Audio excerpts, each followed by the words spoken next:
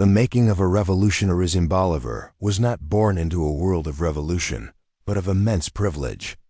Born in 1783 in Caracas, Venezuela, he was a member of the Creole elite people of pure Spanish descent, born in the Americas. His family was one of the wealthiest in the Spanish colony, owning vast agricultural estates, mines, and thousands of slaves. Yet his gilded youth was marked by personal tragedy.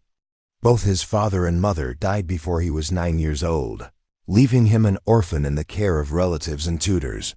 His most influential teacher was Simón Rodriguez, a brilliant and eccentric scholar deeply steeped in the radical ideas of the European Enlightenment. He introduced the young Bolivar to the works of Jean-Jacques Rousseau, Voltaire, and John Locke, instilling in him a passion for reason, liberty, and the concept of popular sovereignty.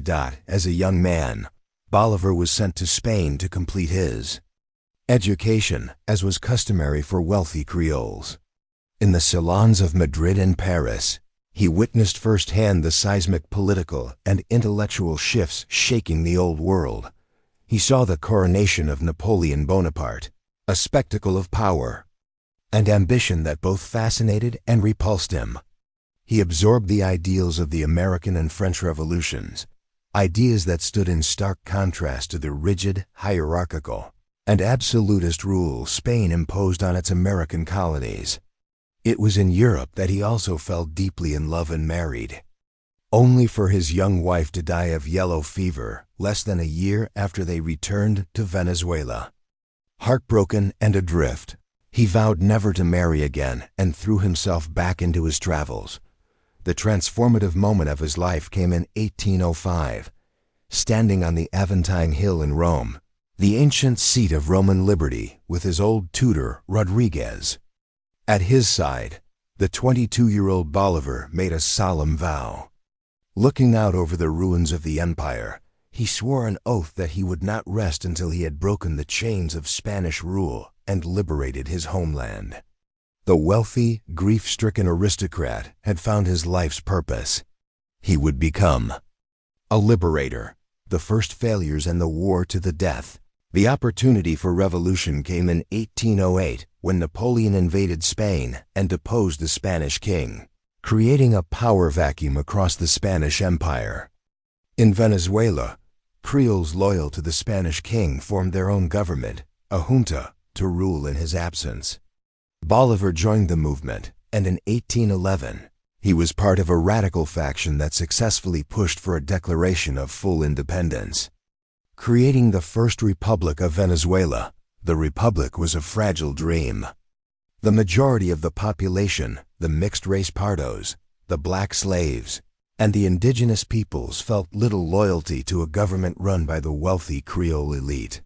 Royalist forces, particularly the fearsome Llaneros, Plains cowboys, led by the brutal José Tomás Boves, rallied to fight for the Spanish crown. In 1812, a massive earthquake devastated Caracas and other Republican cities, which a royalist clergy immediately proclaimed was divine retribution. The First Republic collapsed, and Bolivar was forced into exile. It was the first of many bitter defeats. From exile in New Granada, modern-day Colombia, Bolivar wrote the Cartagena Manifesto, a searing analysis of the Republic's failure. He argued that the new government had been too weak, too federalist, and too lenient. What was needed, he concluded, was a stronger, more centralized authority, and a more ruthless approach to war. In 1813, he led a daring invasion back into Venezuela, a lightning campaign known as the Admirable Campaign. It was during this campaign that he issued his infamous decree of war to the death. Faced with royalist atrocities, Bolivar declared that any Spaniard who did not actively fight for independence would be killed, while any American, even if they had fought for Spain, would be spared. It was a brutal, polarizing decree designed to force the population to choose sides and to transform a political dispute into a national war for survival. He successfully retook Caracas and was hailed as El Libertador, the Liberator. But his triumph was short-lived. The Second Republic of Venezuela, beset by internal divisions and the unrelenting ferocity of the Llaneros, also collapsed, and by 1815, Bolívar was once again a desperate man in exile. The crossing of the Andes, the years in exile, were a period of deep reflection and hardship. He found refuge in Jamaica and Haiti, where he sought international support and refined his political vision. He was now convinced that true liberation required not just the expulsion of Spain, but the abolition of slavery and the creation of a grand, unified republic that could stand against the powers of Europe. His fortunes turned when he found new allies among the Llaneros. After the death of Boves, Bolívar managed to win over their new leader, José Antonio Páez, a brilliant and charismatic cowboy chieftain. With the allegiance of these formidable horsemen, Bolívar now had the army he needed. In 1819, he conceived his most audacious and brilliant military plan. The main Spanish force was concentrated in the coastal cities of Venezuela. Rather than attack them head-on, Bolívar decided to do the unthinkable. He would attack the Spanish viceroyalty of New Granada by surprise, marching his army over the Camps, towering, frozen peaks of the Andes Mountains during the rainy season. The crossing was a military feat that rivals Hannibal's crossing of the Alps. The army of some 2,500 men, a mix of Venezuelan Llaneros, British legionary volunteers, and New Granadan exiles, marched for weeks through flooded plains and then up into the freezing, oxygen-thin Paramo of the Andes.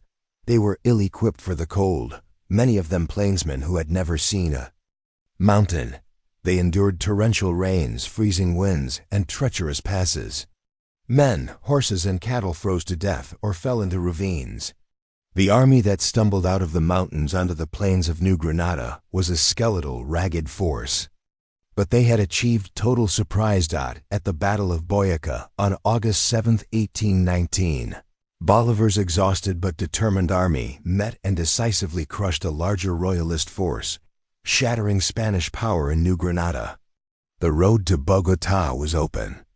The victory at Boyaca was the turning point of the entire war for independence, the dream of Gran Colombia. The victory at Boyaca was more than just a military triumph. It was the birth of a nation. With the Spanish reeling, Bolívar marched into Bogotá to a hero's welcome. He was now the master of New Granada, and he wasted no time in realizing his grand political vision.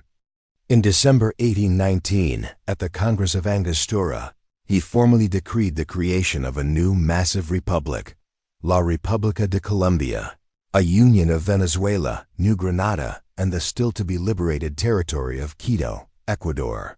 This state, which would become known to history as Gran Colombia, was the cornerstone of his dream of a unified, powerful South America. But the dream was far from reality. The Spanish still held Venezuela, Ecuador, and the formidable royalist bastion of Peru. The next few years were a relentless campaign to liberate the remaining territories. In 1821, at the Battle of Carabobo, Bolívar's forces, with the crucial help of Páez's Llaneros and the disciplined British Legion, decisively crushed the main Spanish army in Venezuela, finally securing the independence of his homeland. With Venezuela and New Granada secured, Bolívar turned his attention south. He dispatched his most brilliant and loyal subordinate, the young General Antonio José de Sucre, to liberate Quito. In 1822, Sucre's victory at the Battle of Pichincha, fought on the slopes of a volcano overlooking the city of Quito, freed Ecuador from Spanish rule. The three territories of Gran Colombia were finally united under a single flag. In the city of Guayaquil, Bolívar had a now famous and secretive meeting with the other great hero of South American independence, José de San Martin, the liberator of Argentina and Chile. After their conference, San Martin, for reasons that remain debated by historians, retired from the struggle, leaving Bolívar as the undisputed leader of the entire Northern Liberation movement. The final Victory in the land of the Incas, the final and most difficult challenge remained. Peru, the oldest and most powerful Spanish viceroyalty on the continent. It was the heart of Spanish power in South America, its armies large, well-equipped, and entrenched in the formidable high-altitude terrain of the Andes. In 1824, Bolívar and Sucre led their veteran army of Colombians and Venezuelans into the Peruvian highlands. The campaign was a masterpiece of high-altitude warfare. On August 6, 1824, at the Battle of Junin, in a brutal clash fought entirely with lances and sabers at over 14,000 feet, Bolívar's cavalry secured a stunning victory that shattered the morale of the Spanish forces. The final, decisive battle of the South American Wars for Independence was fought on December 9, 1824, at Ayacucho. With Bolívar absent, the command fell to the brilliant Sucre. Though outnumbered, Sucre's masterful tactics completely routed the Royalist army, capturing the Spanish viceroy himself. The Battle of Ayacucho was the death blow to Spanish rule. In South America, the last remnants of Royalist resistance in Upper Peru were mopped up, and in 1825, the newly independent nation named itself Bolivia in honor of the Liberator. After a decade and a half of brutal warfare, the storm of freedom had finally triumphed. The labyrinth of power Simón Bolívar had reached the zenith of his glory. He was the president of Gran Colombia, the dictator of Peru, and the namesake of Bolivia. He had liberated a territory 5 times the size of Europe. But the man who had been a genius on the battlefield would find himself lost in the labyrinth of peacetime politics. His grand dream of a unified South America began to crumble almost immediately. The vast distances, rugged geography, and deep-seated regional identities of the liberated territories made true unity impossible. The very Calvillas, regional warlords, like Paez in Venezuela, who had been his greatest allies in war, now became his greatest rivals in peace, unwilling to cede their local power to a central government in distant Bogotá. There were bitter political disputes between centralists who supported Bolívar's vision of a strong executive and federalists who demanded more autonomy for the individual states. Bolívar, who believed that the new nations were too chaotic for true democracy, advocated for a constitution with a president for life, a move his opponents decried as monarchical. He was accused of being a dictator, of betraying the very liberal ideals he had fought for. In 1828, he survived an assassination attempt in Bogotá, an event that left him deeply shaken and disillusioned. The continent he had freed was descending into factionalism and civil war. The last journey of the Libertador, broken-hearted and physically ravaged by tuberculosis, Bolívar watched his life's work fall apart. In 1830, Venezuela, led by Paez, seceded from Gran Colombia. Ecuador soon followed. The great republic was dead. "All who served the revolution have plowed the sea," he wrote in a final despairing letter. Tired, impoverished, and an object of political scorn in the very lands he had liberated, Bolívar resigned the presidency. He intended to go into self-imposed exile in Europe. He began his final journey down the Magdalena River toward the coast, but he was too ill to complete it. On December 17, 1830, at a small estate near the Caribbean coast of Colombia, Simón Bolívar, El Libertador, the man who had redrawn the map of a continent, died at the age of 47. His last words were reportedly, "Let us go, let us go. These people do not want us in this land. How will I get out of this labyrinth?"